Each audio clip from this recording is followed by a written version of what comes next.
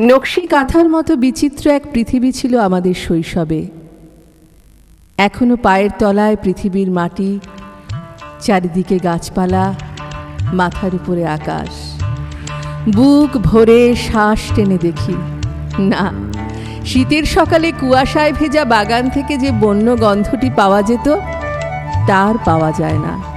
আমাদের সাঁওতাল মালি বিকেলের দিকে পাতা পুড়িয়ে আগুন জ্বালত।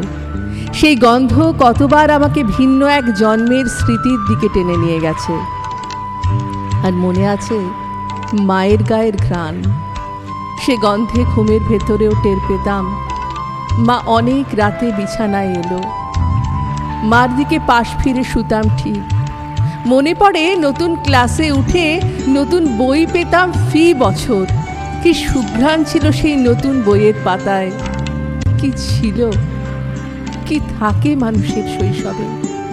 বিকেলের আলো মরে এলো যে অমনি পৃথিবীটা চলে যেত ভূতেদের হাতে। এক ঘর থেকে অন্য ঘরে যাওয়া ছিল ভারী শক্ত। বিশাল বাড়িতে কয়েকটি প্রাণী আমরা গায়ে গায়ে ঘেঁষে ঘেঁষে থাকতাম। ভোরের আলোটি ফুটতে না ফুটতে ঘুম ভেঙে লাফ দিয়ে বিছানা থেকে নেমে ছুটতাম বাইরে। বাইরেটাই ছিল বিস্ময়ের।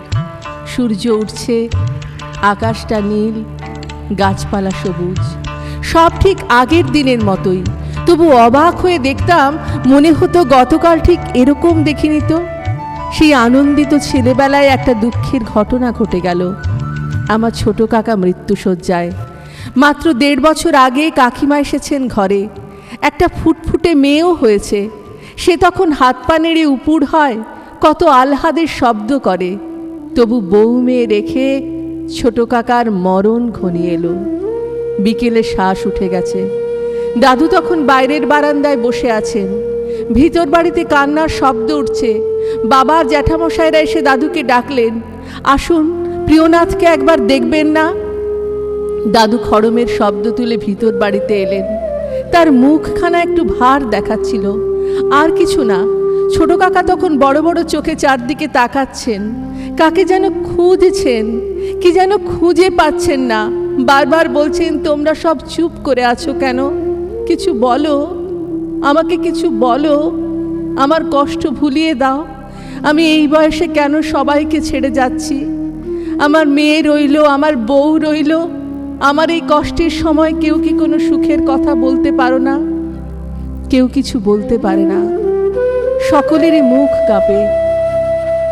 ছোট কাকা মুখ বিকৃত করে বললেন, আহ, তা তো জানি, অন্য কিছু বলো। সেই সময় দাদু ঘরে এলেন। স্বাভাবিক ধীর পায়ে এসে বসলেন ছোট কাকার বিছানার পাশে। ছোট কাকা তাকে মুখ ফিরিয়ে দেখে বললেন, বাবা, সারা জীবন আপনি কোনো ভালো কথা বলেননি, কেবল শাসন করেছেন। এবার বলুন। সবাই নিস্তব্ধ। সেই নিস্তব্ধতায় একটা পাহাড় প্রমাণ ঢেউ অদৃশ্য থেকে এগিয়ে আসছে।